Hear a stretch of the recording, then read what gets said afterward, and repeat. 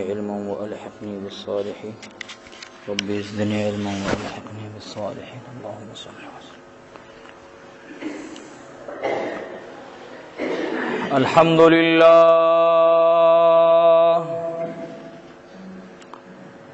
الحمد لله نحمده ونستعينه ونستغفره ونؤمن به ونتوكل عليه ونعوذ بالله من شرور أنفسنا ومن سيئات أعمالنا ونعوذ بالله من شرور أنفسنا ومن سيئات أعمالنا من يهده الله فلا مضل له ومن يضلله فلا هادي له ونشهد أن لا إله إلا الله وحده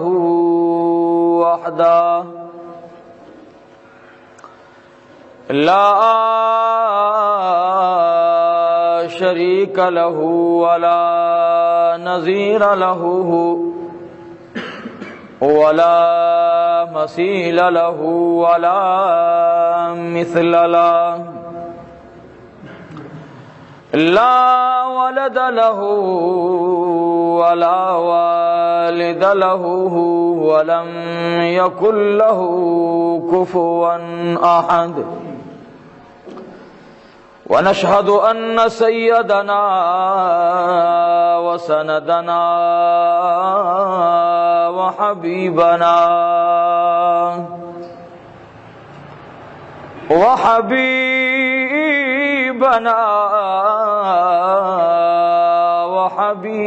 ربنا ومولانا محمدا عبده ورسوله سيد المرسلين وخاتم النبيين أما بعد فأعوذ بالله من الشيطان الرجيم بسم الله الرحمن الرحيم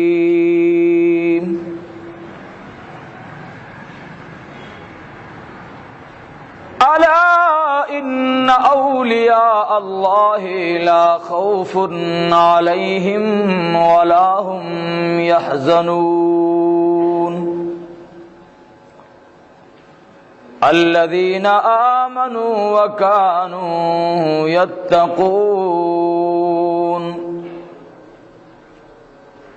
قال الله تعالى وتبارك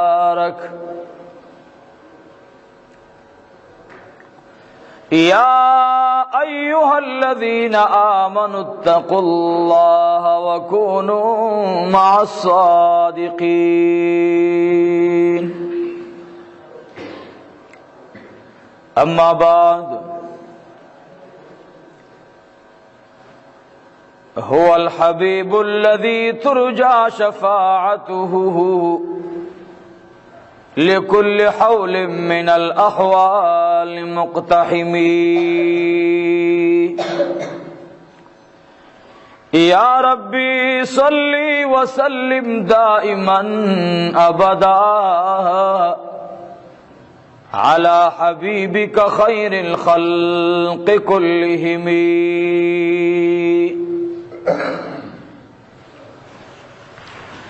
صحبتي صالح ترا صالح کند صحبتی طالح ترا طالح کند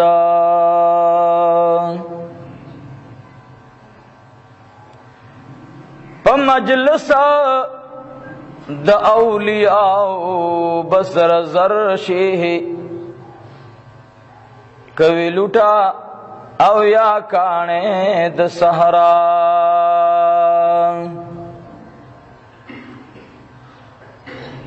إن الله وملائكته يصلون على النبي يا أيها الذين آمنوا صلوا عليه وسلموا تسليما اللهم صل على محمد وعلى آل محمد كما صليت على إبراهيم وعلى آل إبراهيم إنك حميد مجيد اللهم صل على محمد وعلى آل محمد كما صليت على إبراهيم وعلى آل إبراهيم إنك حميد مجيد اللهم بارك على محمد وعلى آل محمد كما باركت على إبراهيم وعلى آل إبراهيم إنك حميد مجيد اللهم صل وسلم على النبي الأمين اللهم صل وسلم على النبي الأمين اللهم صل وسلم على النبي الأمين واجب القدر زما ډیرو محترم و معززو د الله جل جلاله نیکانو بندگانو ملمنو او د دې دینی درسگاه او دینی مدرسې د دارالعلوم محمدیه د دې همجوارو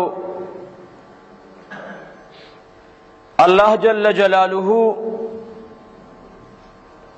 مومنان دنیا کے پا مختلف صفاتو باندے ستائی او اللہ جل جلالہ دا مومنانو دا هغوی دا مختلف ڈلو پا مختلف طریقو سره دا هغوی خصوصیات او د هغوی درجات ذکر کئی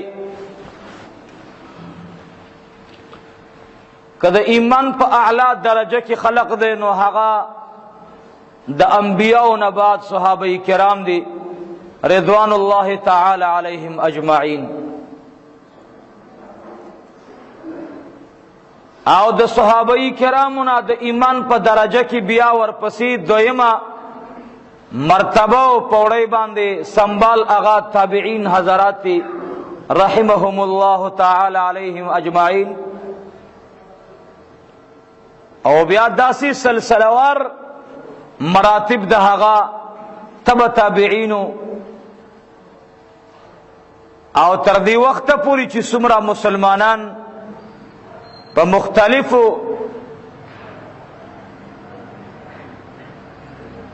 اعمالو کی مبتلا دی نو پا مختلف اعمالو سر سر ورطا اللہ زانتا درجات او مقامات ورکڑی دی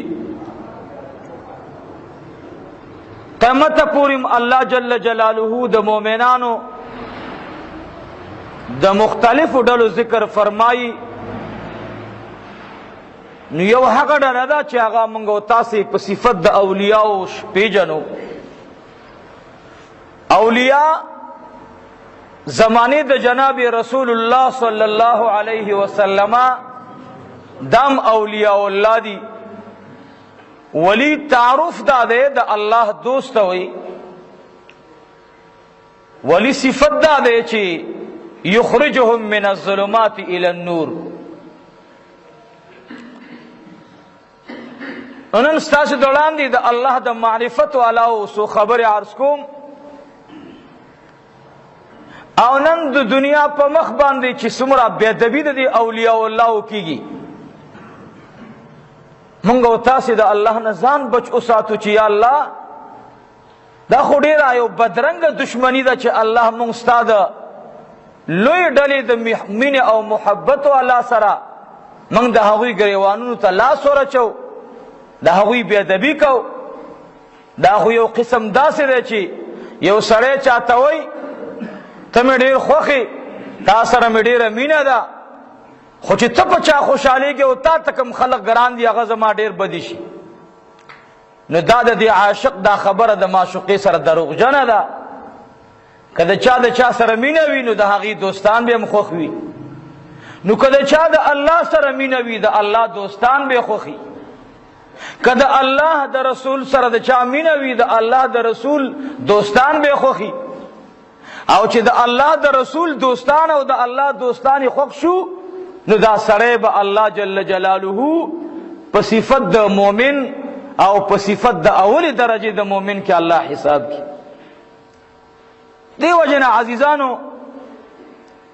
هر پیغمبر هغه ته الله رب العالمین خپل اولیاء او خپل دوستان ورپه نخ کړی دي، دا ستا دوست دی، دا ستا ملګری دی، او خدای پاک ورته ډېر لوی لوی شان ورکړی دی خلقو ته. دغه رنګې موږ تاسو په اسلام د قرآن کریم په دې حدودو کې وګورو چې الله پاک زانی ته کم حد مقرر کړي. زانی چې زناو کی شادی شده نه وي، یعنی واده نه وکړي، ظلمه وي او جنۍ واده والا نه وي، نو که زانی او زانیه دواړه په هغې باندې شرعي ګواهان پیش نو هغې ته بیا 100 کوړې ورکوي قاضي. اومدقه ښځه ده، اومدقه سړی دی، خو چې زنا تې وشوه د واده نه بعد، نو بیا الله حکم دا دی چې دا سنسار کوي، کاڼو کې ختم یې کوي. ګوره یعنی یو بد صفتو اومدقې ښځې کولو نو کوړې ورته الله معینې کړي، خو اومدقه ښځه وه چې بیا د واده په صفت موصوفه شوه او بیا په بد عملی کې شروع وکړه، نو الله ورته وایي چې دا په کاڼو کې تېنه سا وباسې ختمه کوي. دا څه وجه ده؟ حدود الله معین کړي. ته ولې داسې بدفعلي کې؟ تا ته خو الله پاک یو نعمت درکړی چې هغه خاوند دی، تا د هغه نافرماني وکړه نو سزا تا ته دا میلاو شو. ای ښځې ته به اوس په کاڼو کې سنګسارېږي او د کاڼو منځ کې به درنه روح ځي. سړي ته ولې دومره سزا مخکې نه میلاوېدله؟ کوړې وي، کیدای شي بچ شوی وی، مړ شوی نه وی، دا خو ډېر بدرنګ مرګ دی چې په کاڼو کې پټی وي. دا په دې وجه چې دې د یو مؤمنې یو پاک دامنې ښځې د هغې د عزت لحاظ ونه ساتلو، هغې خفه کړه، هغې ودردوله. دته خو په نکاح شرعیه سره مؤمنه صالحه ښځه راغلې وه، نو اوس دې خاوند ته داسې سزا ورکوي. قرآن وایي چې خلق ته عبرت واخلي. نو ته څرنګې مراتب دي، که په حدودو کې مرتبه ده، غل نه به لاس دومره پرې کې، خو د غل د غلا وزن به کې چې څومره انداز سره دا لایق د غلا دی. یو سړي مسواک پټ کړی، د هغې نه خو لاس نه کټ کوي قاضي. یو سړی په لار روانو، د زمیندار کاکا لور په پوله پروتو، ایسته یې راوچت کړو چې زمړه لور دی، لور یې یوړو کور ته، قاضي که ورباندې حکم کوي لاس خو به ته نه کټ کوي، د دې دپاره خپل حد دی، سزا به ورکوي. خو که یو سړی 10,000 روپۍ پټې کړي، د هغې دپاره بیا قاضي یو حد جاري کوي، د ځان نه بیا ورته څرنګه چې دې څونه اوچتېږي په ګناه کې، هغومره ورته الله پاک بیا مرتبه د ایمان راښکته کوي او د سزا ورته اوچتوي داسې. نو عزیزانو د الله د اولیاءو مراتب دي. څومره چې دوی د ایمان په دې مدرسه کې تکالیف او مصائب برداشت کړل، نو دومره الله ته ورنږدې شو. نو چې کله د دنیا په بازار کې د دنیا خواهشات د خپل لاندې کړل او دنیا ته دنیا اون ویلا او رب ته رب ویل، نو الله ورته مرتبه اوچته کړه او دې ځای ته ورسول چې الله ورته وایي خبردار، الا خبردار.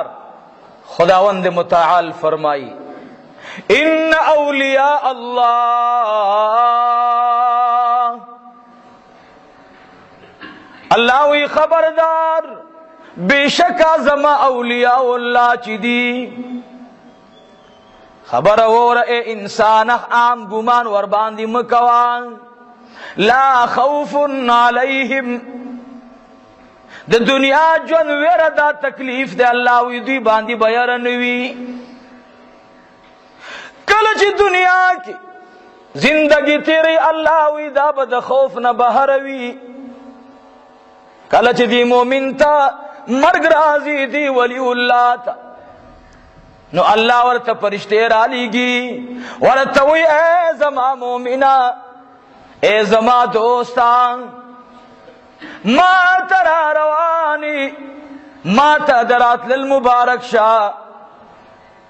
لا ورته وی وخت غمجن کې دور روان دي، خو ته به غمجن کېږي نه، وخت د تکلیف را روان دی او تکلیف پتا ته نه ملاوي.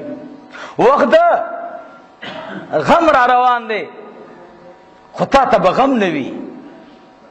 یا الله دا ولې غم ورته نشته؟ انسان خو دی.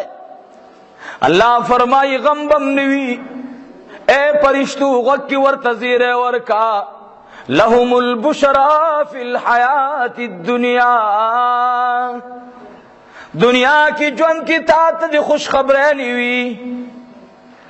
او ګوره یاد ساته کله چې دنیا د حال تکړه درې ماشومانو ته استاد وي، اے بچیانو تاسې کې بدرې واړه د خو نمبرو خاوندان راځي. لیکن پته نه وه په دې الکانو کې داسې الک راغی چې د درې واړو الکانو نه نمبر یوړلو، نو په درې واړو مخ کې خوشحالي راغلی وه، بیا ور باندې غم راغی. خدای پاک اوس فرمایي چې نه نه نه، د اولیاء متعلق به دا کار نه وي. لهم البشرا فی الحیات الدنیا وفی الاخره، دنیا کې ورته د خوشخبری زیری ورکوي، د خوشحالۍ زیری ورکوي، آخرت کې ورته پاره خوشحالي ده. او رب فرمایي چې ګورې زما کلمه او زما فیصله د دنیا د بادشاهانو نه ده چې دا به سبا ته په رشوت باندې بدله شي. لا تبدیل لکلمات الله، رب فرمایي نه به بدلیږي دا کلمه، دا زما فیصله ده. الله وایي ټول وایي الحمدلله. د خداوند متعال اولیاء ته دا ولې دومره مرتبه میلاو شوه؟ دا خو مرتبه ده.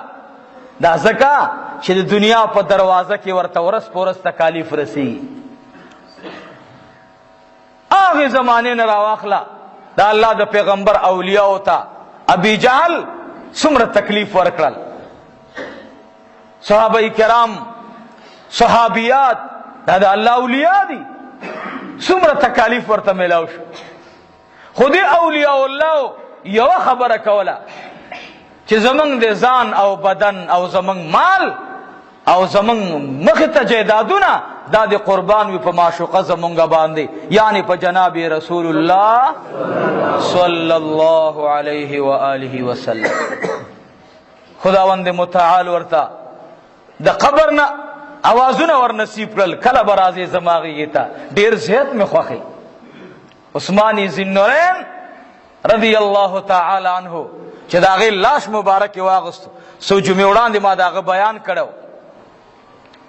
تقریبا په 26 ذوالحجه باندې په 18 ذوالحجه د هغې شهادت شوی. ما په 26 ذوالحجه د هغې شهادت، یو روایت دا دی چې دا په 26 ذوالحجه باندې، یو په 18 او بل روایت په 26. به هر حال عثمان ذوالنورین په جنازه باندې پابندي ولګېده چې دا به دلته نه ښخوئ، دلته به نه ښخوئ. یو صاحب کشف وایي، صاحب کشف هغه چاته وایي چې الله رب العالمین ورته په ډېرو پټو شیانو باندې په خپل قدرت کامله سره معلومات او علم ورکي، او دا د هغې د خصوصیاتو نه خصوصیات دي. یو صاحب کشف په جنت البقیع کې د مشرق طرف نه را روان دی، مسجد نبوي ته را روان دی او جاړي، خبر دی چې د عثمان ذوالنورین د ښخېدو ځای نشته. الله اکبر.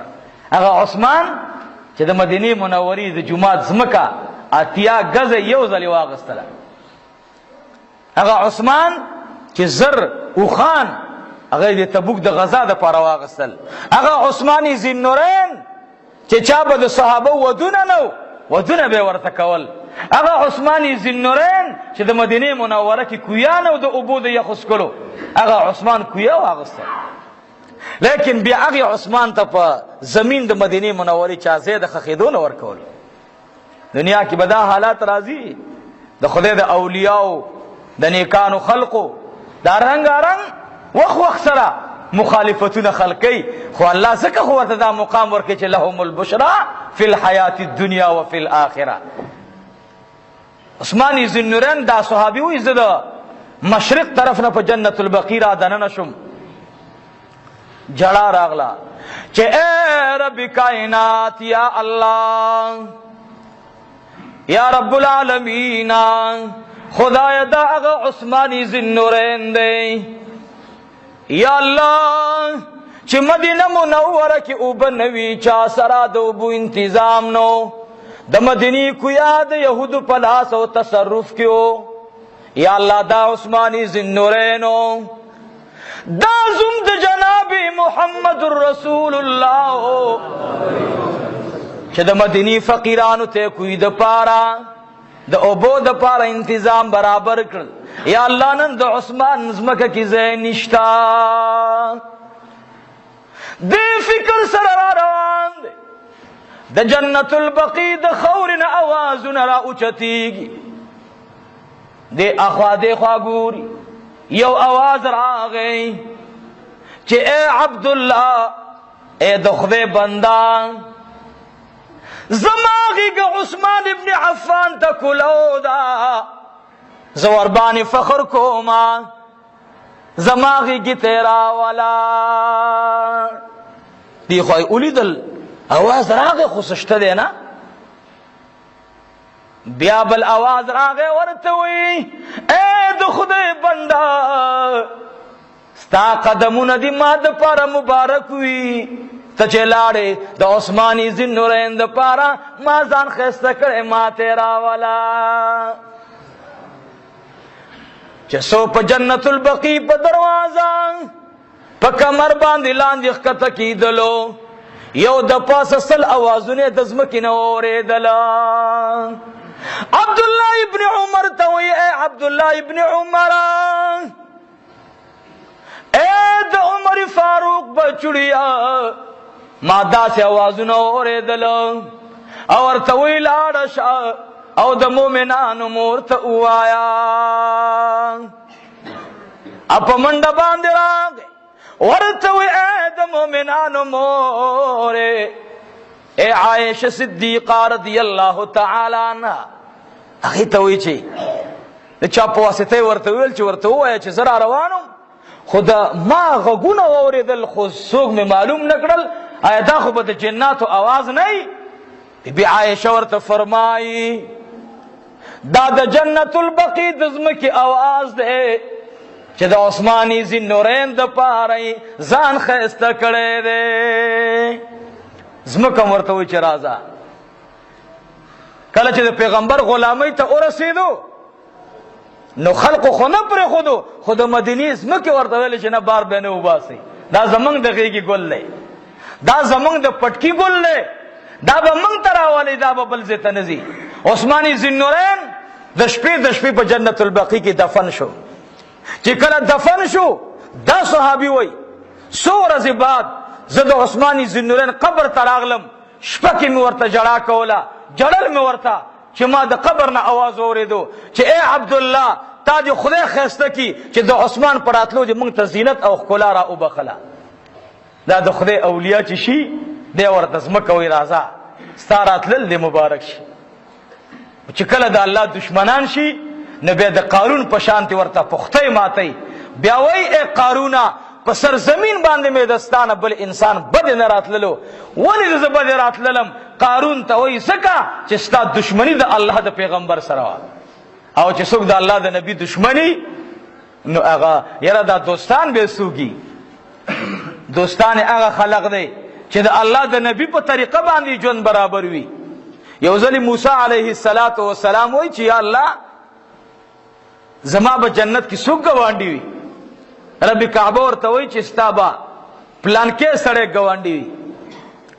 یو غوښې خرڅون کې والا کس ورته وښود ابه ستا ګاونډي وي. وایي دا به زما څنګه ګاونډي وي هغه غوښه خرڅوي. موسی علیه السلام د مسافر په صفت باندې لاړو لکه یو مسافر سړی چې یو ځای ته راشي هغه سره یې ورځ داسې ټیم ته ورسوله چې اخري ورځ ده شپه ور باندې را روانه ده. موسی علیه السلام ورسره ناست دی دا کس نه پیژني.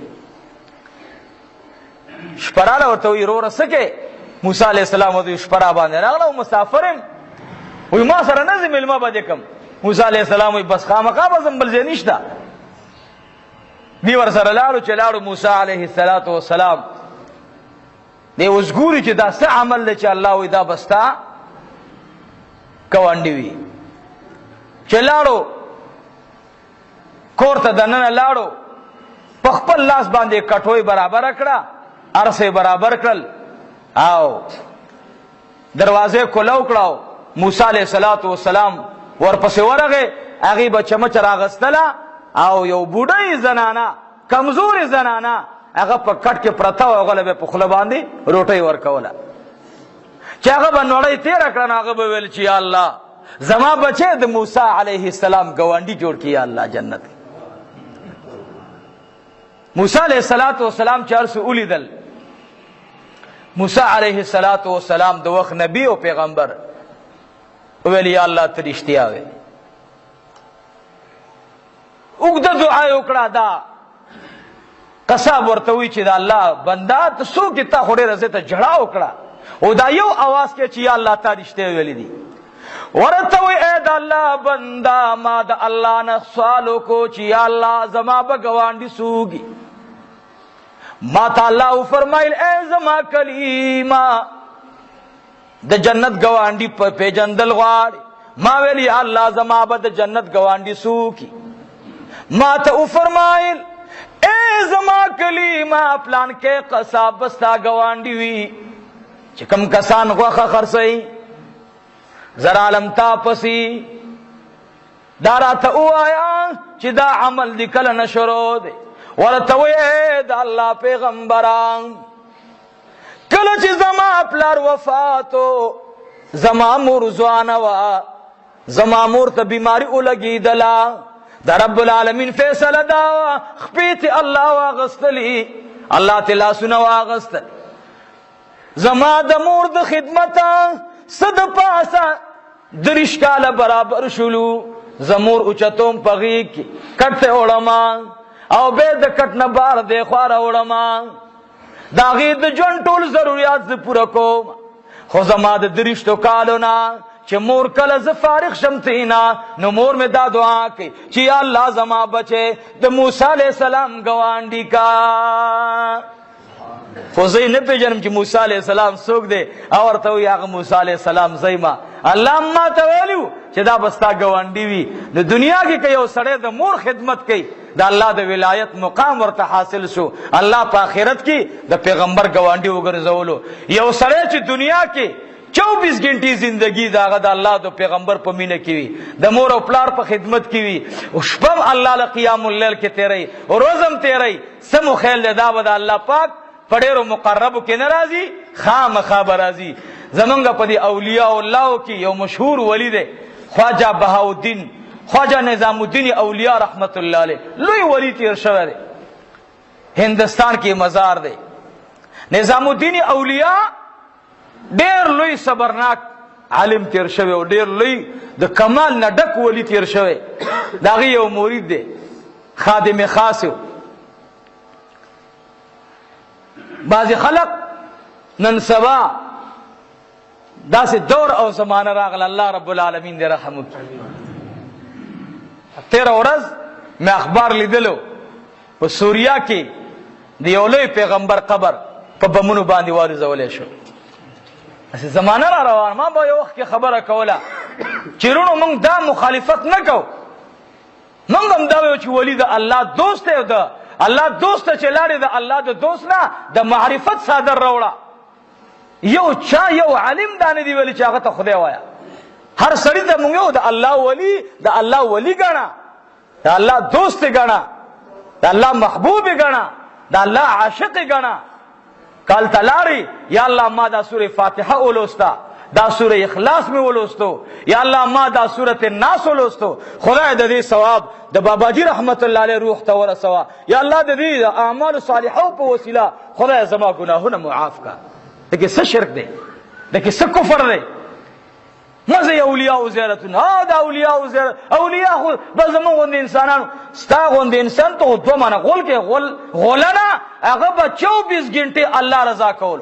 ته خو چې کینې په دړې غول غورځي حرام خورا هغه به د حرامو نه ځان ساتلو. تا ته کچا داسې ویل ته به سترګې به درنه وباسم، لیکن هغه اولیاء الله چې چا ورته ویل سترګې درنه وباسم هغه ورته شپه کې دعا غواړي و یا الله ته دوست وګرځوه. نظام الدین اولیاء مرید او خادم خاص و. هغه ورته ویلې وای حضرت زه واده کوم.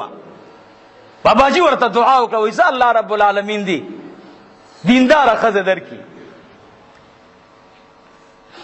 یو چا ورته درخواست کو خزه په نکاح شو، دا مرید سموده بعد راغی او د خپل خزې سره میلاو شو. بیبي ته وایي چې بیبي په ما دا ګمان مه کوه چې زه ډېر نیک سړی یم، پټکی به مې په سري، امسا مې لاس کې ده، د ولیانو جامې مې اغوستې، خو زه ولی نه یم. دنیا کې داسې خلق شته چې یو ځل الله تعالی سونه بره کي، لوی لوی مقامونو ته رسېږي. هغې ورته ویل داسې به لا څوکي، هغې ویل دا زما مرشد دی پاک نظام الدین اولیاء رحمت الله علیه دی. هغه ورته وایي نظام الدین اولیاء چا ولی کړی؟ ښځه ورته وایي هغه څه ولی دی؟ هغه زه ولی نه منم. خاوند ته غوسه راغله چې بیړه دې غرکشه زما مرشد پاک ته دې خبره نسبت داسې وکړو، قسم په خدای چې زما مرشد پاک ولی نه سرزمین باندې بل ولی اور شته دی نه. او ورته وایي داسې چل دی چې ستا ولی خو ستا ولی دی خو زه یې نه منم. وایي څرنګه؟ وایي ځکه نه منم چې د الله ولی وي که نه نو هغه داسې تیارې ډوډۍ نه خوري. دی له خو صاحبه لنګرې باندې دي، سارم دیګونه پاخه راځي، ماښام دیګونه پاخه راځي، او صاحبه داسې غټ پټ دی چې یو ځکي کمبود نه راځي. او چې د خدای ولی شي که نه نو په هغې باندې مصیبتونه راځي. زما خو چې څومره موده تېره شوه ما په نظام الدین اولیاء کې ته به قدر م نه ده لیدلی، نو ولی په څه شو؟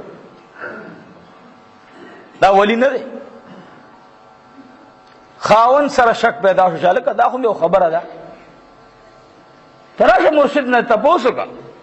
نظام الدین اولیاء ته راغی ورته وایي چې باباجي وایي جړلی ورته ولې جاړې بچیه نو وایي زه ښځه طلاقوم. ورته ولې طلاقې بچیه؟ وایي زما ښځې په تا اعتراض وکړو او هغه وایي چې نظام الدین اولیاء ولی نه دی، ځکه چې اولیاء داسې نه غټېږي او داسې بلاګانې نه خوري. دا خو ځای به چې لنګر ته ورشي لس قسمه طعامونه پراته دي، طعامونه ډېر دي. نو دا ولی پسه شو؟ اولیاء خو به نارې تېروي. دویم دا چې دا ولی پسه شو؟ دې ته بیماري نه ده راغلې. او دریم دا چې ولی نه دی ځکه چې د ولی مخالفین وي، د ده خو ټول هندوستان چې کوم دی لګیا دی صفات بیانوي، نه دا ولی نه دی. درې صفات پکې نشته. یو صفت د سره چې دا غټ پټ ته بیماریږي نه. دویم دا چې دی لنګر ډوډۍ خوري او د لنګر ډوډۍ دا د شبهاتو نه ډکه ډوډۍ ده، دا چا مال راوړی؟ حرام دی، حلال دی، د سود دی، د څه شي مال دی؟ د شراب باندې ګټلی، خو بس هر څه ورته راځي او دا لنګر کې اچوي او خوري. او دریم دا چې مخالفین یې نشته. او ورته وایي بچیا یو خبره به کو، خو ستا او زما د بیبي او زما به ترمنځ یو خبره وي چې زما د ژوند په ژوند کې به چاته نه ښکاره کوئ. ویل نه بالکل نه ښکاره کوم. ورته وایي ای بچوړیا بیبي ته دې ووایه چې نظام الدین اولیاء په ملا باندې یو داسې ننکۍ راختلې ده چې د نظام الدین اولیاء په دې ملا کې دا لاس د مړونده پورې نه نوځي. د دې دپاره زما یو بیبي ده چې هغه د قرآن کریم حافظه ده. زه چې سهار راځم زما دا ټوله ننکۍ هغه صفا کي، بیا پکې مالوچ ور دننه کي، دومره ګن پکې جمع شوی وي چې زه ماسپښین کور ته لاړ شم، بیا ترې نه هغه ننکۍ نه مالوچ را اوباسي، بیا یې دوباره صفا کي. که یې ته منې نه ای بچیه زما لنګ اوچت که، چې کله یې ورته لنګ اوچت کړلو د نظام الدین د ملا نه نری نری وینه را روانه شوله. ورته وایي ای بچوړیا زما داسې بیماری ده چې زه ترې ناروغ یو ګنټه کېناستلی نه شم، ځکه زما د ملا په تر کې دا ستنې لاندې باندې روانې وي. مرید تندي له ټک ورکړو چې هو زه هم تلا خبر نه وم. خو ښځې له دې ووایه چې بس دی موږ نه څه غواړې. دویمه خبره دا ده چې ای بچوړیا کله چې د سهار اذان کېږي زه تهجدونه بعد یو پنډ خس راوړمه، خشاک راوړمه د غر نه. ای بچوړیا هغه خشاک خرڅومه، په هغې باندې ځان ته طعام اخلمه. ما اوسه پورې د لنګر طعام خوړلی نه دی. زه روجه یم، نو چې روجه یم یو روجه ماته مې هغه په دغه خپلو د ګیا په پیسو باندې ماتومه، نو بچیه ما د لنګر روټۍ خوړلې نه دا ورته ووایه. ورته وایي درېیمه خبره دا ده چې دا په تپوس او په خبره باندې کېږي نه. ښځې ته دې ووایه چې نظام الدین اولیاء تا دا خبره کړې ده چې مخالفین نه لري، زه به په پلان کې لاره ځمه، ته به م را پسې را روان یې، خو دا به نه وی چې زه ته پسې روان یم، دا اواز به نه کې ګورې. وایي ښه. ښځې ته یې وویل راځه دوه خبرې خو برابرې شوې. هغې ویل بلکل دا خو ما د ښځې نه م تپوس وکړو، هغه م راته وویل چې داسې مسله ده، خو مخالفین یې نشتار سړی وایي ښه سړی دی. نظام الدین اولیاء په یو کوڅه روان شو. چې روان شو هر سړي ویلې ښځو مې مولوي صاحب روان دی، د الله ولی روان دی، ډډې ته شئ، هلې دعا ترې نه وغواړئ. دا کوڅه چې خلاصه شوله دې ښځې هر څه واورېدل چې مانول چې مخالفین یې نشته. په بله کوڅه چې روان شو نظام الدین اولیاء، ښځه ورپسې روانه ده. هر یو سړی چې راوځي او بې شراب والی دي وګوره که نه، غوړه ګیره روان دی، لا نن خو ورپسې پردۍ ښځه روانه ده. هر سړی به راوتو او په نظام الدین اولیاء باندې به دا چغې والي، تر دې چې یوه زنانه سره داسې یو ګندي وه، هغه یې پې ور وغورځوله، ای زناکاره په کومه لار نن روانې. نظام الدین اولیاء چې دغې حال باندې دې ښځې ولیدلو، ښځه په منډه باندې راغله، خپل خاوند ته وایي چې ای خاونده زما دې په رب ذوالجلال قسم وي چې نظام الدین اولیاء ولی نه نو رښتیا په سرزمین باندې ولی نشته دی. مخالفین په داسې انداز مخالفین دي چې نظام الدین اولیاء کوڅې سر ته ورسېدو نو لاس یې پورته کړو چې یا الله خدای د دې کوڅې خلک د جنت سردارانو ګرځي خدایه. چې خلک رحمان بابا وایي داسې دوه یاران بچا نه وي لیدلي چې به یو ورته کنزل او بل دعا کړه. دا د اولیاو شان دی. تاسې د اولیاو د کلام باندې لږ سوچ وکئ. د نظام الدین اولیاء د دې خبرې نه د رحمان بابا د دې شعر تطبیق خراوزی چې د خدای اولیاء ځکه اولیاء دي چې خلق ورته زانی وای، خلق ورته شرابي وای، او هغه څه وای اللهم اهدي قومي فانهم لا يعلمون. د جناب رسول الله سنت په ځای کوي، خدای ته ورته هدایت وکړه، دا خو نه پوهېږي. کدی ما ته کنزلې وای بدره دی وای، خدای ته د جنت په دروازه کې ما سره شریک کا. نظام الدین اولیاء به او فرمایل دي زنانا چې نظام الدین اولیاء په سر باندې ما سو زری ده داسې یو سوره لیدلې چې دا سوره ما د بل انسان په سر نه دی لیدلې. خدا به کله کله هغه وجه دا وه چې نظام الدین اولیاء د شبهاتو د مال د خوړو نه ځان ساتلو. څه دی خیال دی چې لنګر ته مال راځي، دا موږ او تاسې به سوچ وکړو. مدرسې له دېګ راغی داسې به ویو، اول په موږ شوند نه و چې د کوم ځای نه راغلی، ای به که نه خپل کار به کوي. لا فخر هم کو چې دا بوټۍ غوښې هم پکې پرتې وي. موږ د مقتدیانو نه پکې لیوني و، هغه زموږ نه پې لیوني شي، دا پته نه لګېږي موږ ته. زموږ دعا به څه قبوله شي، زموږ فریاد به څه قبول شي. موږ ویو چې د الله اولیاء ځکه اولیاء دي چې هغوی د الله پاک جل جلاله د معرفت په دروازه باندې دننه شو، دنیا یې ټوله تر کړه او د خدای پاک ولایت ورته میلاو شو. د هندوستان یو عالم دی، هغه لیکلي دي وایي اشرف علي تانوي رحمت الله علیه داسې یو عالمو، داسې یو بزرګو، داسې یو لوی شان خاوندو. یو ځلې په لار روانو، یوه زنانه راغله، چا تپوس وکړو وایي دا څوک دی؟ ښځې ورته ویلې دا اشرف علي دی. وایي دا کوم اشرف علي دی؟ وایي دا هغه ارامخور څه دی؟ پردی او خپلې چې نه ګوري او بس را منډي په ځان کې دقسې په دې خېټه باندې ځان ته ور نه کوي، دې خولې ته راوړي، دا پروا نه ساتي چې دا حلال دي که حرام دي، او په دې خولې ور نه کوي. اشرف علي تانوي رحمت الله علیه وایي چې کله لاړو وایي خپلې ښځې ته ویل چې الحمدلله د الله نه ډېر خوشحاله یم. ښځې ورته ویلې ولې خوشحاله یې، څه چل دی؟ وی ډېر رحم را باندې وکړو الله پاک. وی څه رحم را باندې وکړو؟ وی مخامخ یوې زنانه وویلې چې دا آرام خور دی او الحمدلله ما آرام نه دي کړي.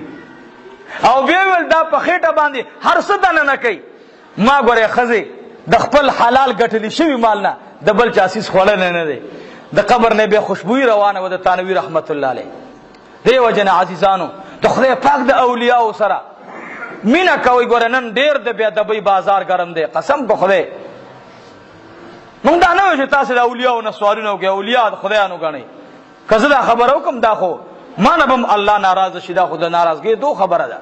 خدای سره شریک نشته، نه په علم کې، نه په ذات کې، نه په صفاتو کې. لیکن د الله د دوستانو سره مینه مونږ بیانو چې د الله د دوستانو سره مینه کوي، د بی ادبۍ صادر مه په سره وي. نن سبا چې مولانا کینې له سپیکر ته نو صاحب د هغې په خوله کې بله خبره نه وي. کاکا صاحب داسې پیر بابا داسې زمونږ یو مولوي صاحب ډېر داسې گپ شپي و، الله دې په قبر باندې انوار را ووری، وفات شو د ناصر باغ کې، ډېر ښکلی سړی و. یو ځل راغی مدرسې د طالبانو له درس کې خبره کوله، وایي څرنګه هلکه ویل ما نه ته نن خو ډېر لوی جلوس راوتی و. نو طالبان خو داسې خلک ویلې کوم ځای باندې جلوس؟ یاره ویل چې لوی لوی لارې بندې کړې وې.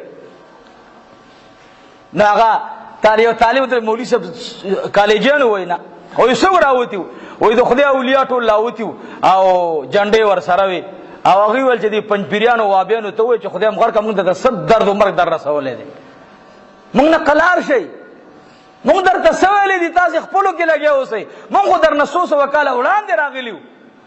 نو صاحبه خبرې ته ما سوچ کولو، بیا مولوي صاحب په درس کې وویل چې ګوره بچو د خدای اولیا مونږ نه قبرونو کې تنګ دي، د خدای اولیا. مولانا زکریا صاحب رحمت الله علیه چا چې د جانان غیږه ورته حاصله ده، مولانا زکریا صاحب رحمت الله علیه یو عالم د خولې نه مې واورېدل، هغه پسې داسې ورته ویل چې الله دې رحم وکړي. نارونو تاسو هم لږ دې ګریوان کې سوچ وکئ، تاسو هم لږ وګورئ، 1400 کاله وړاندې یو عقیده را روانه ده، په دې باندې زمونږ پلاران مشران نیکونه غور نیکونه ټول را روان دي. موږ تاسو هم لږ داسې ضمیر خپل ځان نه تپوس پکار دی چې ماله په دې بې ادبۍ کې څه میلاویږي. زه پکار دی د خپلو مشایخو په نقشه لاړ شم، د خپلو اولیاو په نقشه لاړ شم. نن صاحبه تاسو ګورئ مخکې به په جومات کې د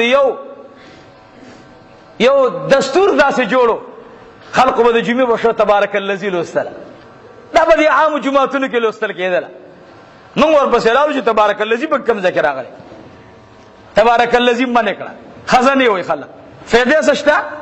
جومات کې تبارک الذي و 10 منټه به عالم ولوستله، عوامو به واورېدله، په قرآن کریم اورېدو باندې په یو حرف باندې 10 نیکۍ ملاویږي. قرآن کریم سورة ملک څو آیتونه دي، بیا څو کلمات دي، څو حرفونه دي چې دا ټول لا جمع شي، یو مقتدي او استاد ته څومره اجر او ثواب ملاوي شي. خزانه دا بدعت دی، بس نو ول چې بدعت نه دی وینو لا خبره ختمه شوه. څه فایده شته؟ تبارک الذي ورنه ویل کی الکه ویل ورونو داسې چل دی چې دا په مړي باندې خیراتونه کول دا اولې ورځې دا نشته. موږ هم ویل چې څوک یې نه کوي بس نشته نه دی کوي، بلا دې ولګي، مونږ د چا د خیرات سره څه کار دی؟ پلار یې خپل مړ دی، بلا جایداد یې ورته پرېښودی که کوي ودېږي که نه دی کوي نه دی کوي. دعا د سنتو نه بعد داسې، جنازې نه بعد داسې په دې غوږونو باندې مې واورېدل او په دې ژبه مې ورسره خبرې وکړې. یو مولانا راته ویل کتاب یې راویستلو، ما ورته ویل چې تا درس کې دا خبره وکړه چې مړو ته تلاوت په مقبره کې منع دی. وی او دا بالکل بدعت دی، یعنی قبرستان کی با تلاوت نه کې، په قبرستان کې تلاوت دا منع دی. دا په دې غوږونو مې واورېدل تېنه. ما ویل چې مولانا دا خو حدیث مې ورته راواړولو، امام احمد روایتو چې دغه حدیث کې راځي چې چا خپل مړو ته 3 ځلې سوره اخلاص، 3 ځلې سوره اخلاص، 1 ځلې فاتحه اولوستله، لکه د چې ورته ټول قرآن کریم ختم کو، او تر څو چې په ده باندې 40 ورځې تېرېږي د دې قبر باندې به الله انوار راوري. ما ته ویل دا حدیث ضعیف دی، دا حدیث څه شی دی؟ ضعیف دی. امام احمد رحمت الله علیه وی قوي دی، دا وی ضعیف دی. ګورې کم ځله خبره لاړه. نو لږ سوچ وکئ، د مرګ و درد د جدایي سپته لګي نه. زمونږ لوی شیخ الحدیث ډاکټر شیر علي شاه صاحب رحمه الله نور الله مرقده تاج المحدثین دنیا نه لاړو سترګې پټې کړې. قسم دی چې ټول پاکستان په بل طرف باندې واړې، والله که د شیخ شیر علي شاه په شان دې سړی پیدا شي. لاړو علما رانه روان دي، علم داسې خلقو ته پاتې شو. د اردو چند خبرې به یادې کړي او صاحب هغه به وایي پلان کې بدعتي، پلان کې بدعتي، پلان کې داسې، پلان کې داسې. کله په تړاو جګړه، منګ قسم په خدای په دومره ځمکه باندې ځان وجنو، خو د مذهب په مسله کې دا د مولیانو کار دی، دا د مولیانو کار دی.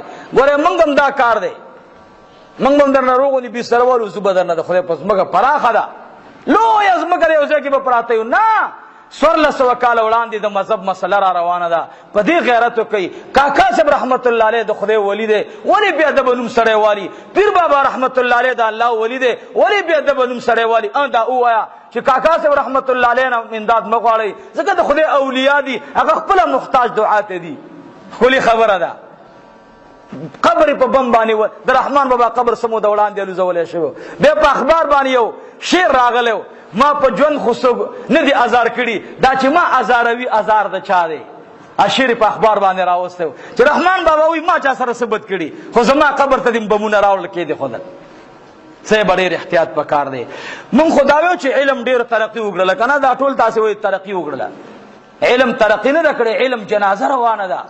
شیخ شیر علي شاه لاړو، مونږ ته علم پاتې شو. قسم په خدای سر در باندې فتوا در کوم چې دا د ستا پټه دی. ما خام براته دا جسب سراوړي جب کې بیره تکیلی هم د دنه ده دا مفتین نه دي. زه چې دا مفت کوم اوس نو مفتینو نه تپوس نه کوي.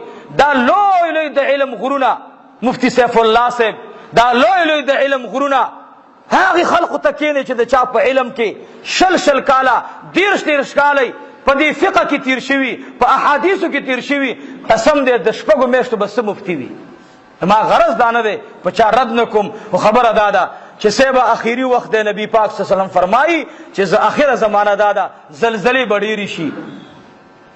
د اخر زمانه د قیامت د علامونه دا دي چې لوی علما به د خلقونه خپشي زیبتنه سوګبتنه په مرګ باندې دي، سوګبتنه په ژوند باندې روانيږي. نه درخواست مې زاده ورونو چې په خپل مذهب باندې ځان ټینګ اوساتئ، د چا دی غوړو سړو نمونه پسې مګرځئ، د خپل اولیاء الله ادب کوئ. موږ او تاسو ته الله پاک یو لوی دولت را نصیب کړي چې کلمه د لا اله الا الله محمد رسول الله زمونږ نه وړاندې کتا سی وای. ګورې دا یاد ساتئ ورونو، هر دور او زمانہ کې خ او بدوی د خو مخالفت بد کوي، د ارزه کې او د باز قیامت چرانی زیش نو حضور پاک فرمایي چې خ خلق به کم شي بدان بډیر شي، خ به کم شي بدان بډیر شي. دا بدان با بیا د خدا خواله ختمي په دې خبرو سره چې دا پسخه ده، دا پسخه ده. او ما هغه خبر راغلی، الله دې زمونږ استاد په حال باندې ورحمېږي. زما غرض دا دیرونو چې خدای پاک د اولیاء الله سره مینا کوي، محبت کوي، ادب کوي. قسم دې زه برو ما چې خبر شم چې ډاکټر صاحب وفات شو، زما دې په خدای قسم مال کا زما خپل پلار وفات دی. ځکه چې شیخ شیر علي شاه صاحب باندې یوازې اکوړې یتیم نشو، یوازې دارالعلوم حقانیه عاجز یتیمه نشوه، د آل دنیا علما ور باندې یتیمان شو. دا هغه شخصیتو چې په دې مدینه منوره کې یو مسله پیدا شوه. دا درته زه کوم مدینه منوره کې یو مسله دی نوې رڼا والا راویستله چې د پیغمبر پاک دا گنبد لرې کو. تاسې په خوب کې ودی خبرم نه موږ دا خبره نه ده چې تاسو دا مولوي صاحب دې سلې ونی دي دې خلکو بس راغ قسم سره دشمنان خو نه دي، پټیرانه لاندې کړي، پوله لاندې کړي، خپل خوري او خپل خورو. لیکن تدبیر غلط ته، سوچ غلط ته. خلق را جمع شو په دې باندې یو عالمی فکر جوړولو چې دا گنبد په قبر باندې حرام دی. نبی پاک فرمایي چې په قبر گنبدونه مو جوړوي. نو دا خو د نبی علیہ السلام په قبر گنبد جوړه دا بلری کو. د وخت علماء را جمع کړل، د دوی د وخت علما. الله دې د پاکستان د علماء حفاظت فرمایي. دا علما دي ګوره، او دا علما د دیوبند علما دي، دا نه دا ټکړی سړي، دا خو نه دي. دې ته وګورئ دې باندې رومال نه راچولي سیبا به د دې معافي لکه د هسپتال نرسانی دی بس په دې رومال کې مخ کې چې موږ تاسو سره امامت کوي، موږ مرپسې ولاړو مړه کېږي، موږ خو کېږي، موږ بربند باندې کېږي. زه اوس کمی صبح سم مدرګم موږ نه کېږي. لکه سوچو کوي دا د پیغمبر سنت دی، دا د فرشتو سنت دی، دا د 1,24,000 انبیاء سنت دی، دا د 1,24,000 پیغمبران. یو نبی دې ماته سوګوخی چې هغه پټکې نه په سر کړی، یو پیغمبر. غرض میدان دی، غرض میدان چې مسله بل طرف ته روانه ده. وای چې دا گنبد په ختم کو. دا ډاکټر شیر علي شاه رحمه الله یا الله په قبر انوار را اوره خدایا دی ور تراغه ویل داسې چللې چې دې شي تلاس موړې ګوره. خبره داسې ده چې تبلوی عالمي او که جناب عائشه صدیقه رضی الله تعالی عنها حیران شو. داسې خو نه شو ویلې چې ودی ویم داسې وای عبد الله عمر فاروق سره دومره علم نو، ابو بکر صدیق سره دومره علم نو، یو چا ویلی مولانا زکریا صاحب دا غلطی کړې دا ما ویل ګوره غلبیل دی غلبیل سوری به وشمارم زرهاو سوری به در کې پیدا کم په کروڑها سوری به در کې پیدا کم به سوری نشي بندولې زما د مشایخ پورې مه لګېږه زما د اکابر دیوبند پورې مه لګېږه اکابر دیوبند ته چې چا لاس را اچولې قسم په خدای اور ته وردانګلي اور کې ځان سوځولې زما اکابر دیوبند که نه نن به د هر چا کور مخ ته انګریزان ولاړ وی دا د اکابر دیوبند برکت ته دا د شیخ الهند برکت ته دا د مولانا عبدالحق برکت ته دا د مولانا فضل الرحمن برکت ته چې نن دنیا ته صفر طاقت ته داسې ولاړ دي دا علماء دیوبند ولاړ دي دا مولانا شیخ شیر علی شاہ سے ورته ویل چې تاسو نه تپوس کوم عائشہ رضی الله عنها دا لوی عالمه و کته لوی عالمه عبدالله ابن عمر لوی مفتی و کته لوی مفتی عبدالله ابن عباس لوی مفتی و کته لوی مفتی عبداللہ بن مسعود لوی مفتی و کتو لوی مفتی ما تا اوایا 1,10,000 صحابہ موجود دی کہ جناب رسول اللہ دنیا نے تشریف آوری اکڑلا 1,10,000 صحابہ ارازی او دا عائشہ پا کوٹا بانی چت پروتے اگا چت صحابہ نرنگئی دا نوئی چی دا پیغمبر دا پاس چت دا بڑنکو نو که اگا چت نرنگی گی صحابہ ورطا صحیح ہوئی گمبت یو شکل داغی چت تے پا آغی چت بانی گمبت جوڑ دے تب کم دلیل باندے گمبت لڑکے دا پیغمبر پاک علیہ السلام نصیبہ خبر بل طرف تروانا دا لگ زان کی شعور راولی لگ غیرت زان کی راولی الہ العالمین دی زما په جون باندې زما خدایو درخواست دی زابر کلی کې ممدا بیان یو چاره تی ویل یو دلته داخل ډیر دی مړ بدی کې مال ز ګرزم دغه شو پسې چې دا سو خدای مهربانه کې دا ککر راته ورانه کې چې زر زر د رسول الله غي تلار شم زر زر به ان شاء الله زما ان شاء الله زما په خپل رب دا مکمل یقین دی چې په صحابه او مینه کې لاړم جنت ته زما ان شاء الله مال دا خبره نشته ویل انګريزان به دیونی سو دا مال انګريزان ارسو زما استاد د استاد حسین احمد مدنی جیل کې شپږ کال تیر کړو کزه په جیل کې ولس کال تیر کم خیر دې تیر دې کم کنه ډېر تیار مې وخړله غوړ یو زیړ یو سپین یو شنه یو هر نعمت الله راکو اوس د نور باقی ژوند په جیل کې راشي خدا خلونه به ان شاء الله دې خلونه به د علماء دیوبند د امام ابو حنیفه رحمت الله علیه دا شعار بتی نزی مرگ برازی مرگ تب لبیک ویم خمین بد امام ابو حنیفہ رحمه اللہ او دا مسلک علماء دیوبند دا با انشاءاللہ دا لاس لاندے کوم او قبر تب انشاءاللہ دا جناب رسول اللہ غیگی تزم انشاءاللہ تاسی تم داویم مذہب باندے خپل زان قربان کئی چا سره مړی ژوندی کوئ لږ دی خپل ذهن کې سوچ وکئ مړه زمانې پوله لاندې کړې سکر ور دي خو مړی ژوندی ورسره بیا نه کوي زموږ د هغه لانجه راغلی وه او مذهب مسئله کی پروام نه ساتي مړه دام خوي دا خود مولانو کار دی نو زمون کارخونه دی ستام دغه کار دی چې بس الغټ من الغټ ولو کان پښو سره بس هم دا شینه برابر او په دې خلې دنه کوا بس دا دې غټ سره کار دی ستاد دې سره کار نشتا بس دا کار مولا پوښا الحمدلله زتا سره دا درخواست کوم چې مذهب دا زمونږه شعار نه دی دا د علماء دیوبند شعار نه دی بلکې دا د سور لسو کال را روان شعار دے پدے بانے امام احمد بن حنبل لاڑو پدے بانے زمنگا لوی علماء لاڑل دامی بیم درخواست لرنو چی دخپل مذہب دفاعو کی واخر دعوانا ان الحمدللہ رب العالمین دعاو کی الہ العالمین خدا زمون د ټولو الله را روانه زندگی الله د قبر خدا د خوشحالی زندگی وګرځي یا الله دا د پیغمبر پاک ارشاد دے چې اخر زمانہ کې با علماء او تسبقه تنگشی ژوند بو ته خوند ورکي مکه وخراغه یا الله خدای زمون په حال باندې ورحمېږي یا الله د شیخ شیر علی شاه صاحب رحمت الله علیه خدای په قبر انوار را اوره خدای کوم علما او طلبا او عوام الله چې څومره خلقو جنازه کړي دا خدای د دې ټولو خلقو جنازه الله مونږ پکې نو خدایا مونږ غیر حاضرو خدای چې هغه جنازه کې دي د کوم خلقو بخنه کړي یا الله مونږ فقیران مور سره شامل حال کا یا الله داغي په قبر انوار را اوره خدای زمونږ د محلي چې څومره کسان وفات شوي زمونږ د دې جمعه د جمعې مانځه هغه ملګرو مشتاق قجی صاحب دعا ورته کوي رب العالمین مغفرت نصیب کی زمونږ د اکرام والی صاحب نن وفات شو هغه لپاره دعا وکي یا الله مغفرت نصیب کی هغه حبیب خان زمونږ د مدرسې ته به روټۍ را لېږلې طالبانو سره به مینه کوله لاړو په لوی ژوند باندې مسافر شو الله دې مغفرت نصیب کی نور څومره مشران زمونږ استاد وفات شوي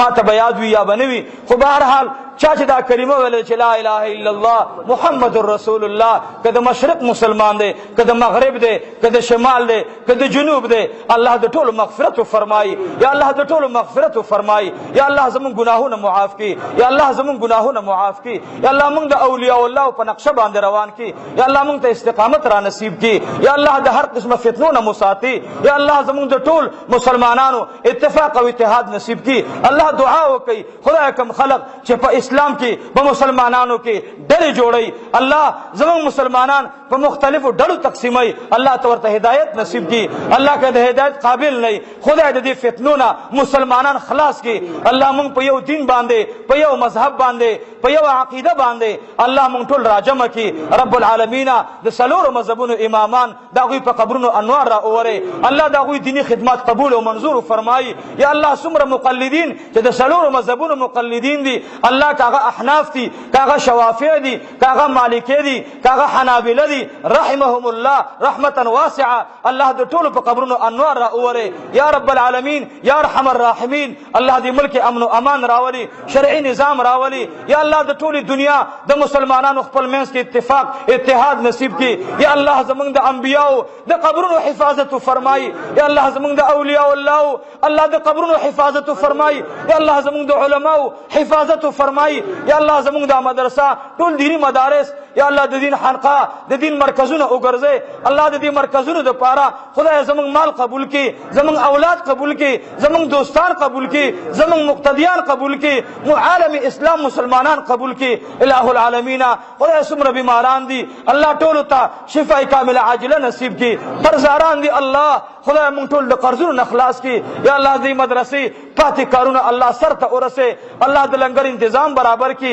یا الله طالبان عالمان کی عالمان کاملان کی کاملان مخلصان کی رب العالمین خدای دې مدرسې هر یو رکن د زمانی ولی الله وګرځي یا الله دې علاقې ته چې کم زنانا طالبانو ته روټي ورکي یا الله الله دغه لاسونه الله دغه سترګي الله دغه بدن د جهنم د اور نه محفوظ کی یا الله د جنت سردارانو کې شمار کی الله خاونداري د جنت سردارانو کې شمار کی یا الله مون خو دې قوم ته الله انت دعاګانې کو خدایا په خپل وطن کې ورته جارو دعا ورته کو الله په مدینه منوره کې ورته کو عرفات کې ورته کو ته خدای علیم بذات الصدور یا الله دا زمون علاقه دا کوړي د مدرسې په شانتي یو زلان د علاقه وګرځي خدای دې کې د امام ابو حنیفه رحمت الله علیه مقلدین ته الله عزت ور نصیب کی الله دا غوی درجات نصیب کی الله مدرسې ورته نصیب کی خدای زمون د مدرسه او د علماء دیوبند څومره مدرسې چې دي الله ټول ترقی ور نصیب کی خدای موږ د اولیاء او د بی ادبۍ نه وساتي الله موږ د عالم اسلام د مسلمانانو د بی ادبۍ نه وساتي یا الله زمون د ټولو په اخر وخت دا کلمه نصیب کی لا اله الا الله محمد رسول الله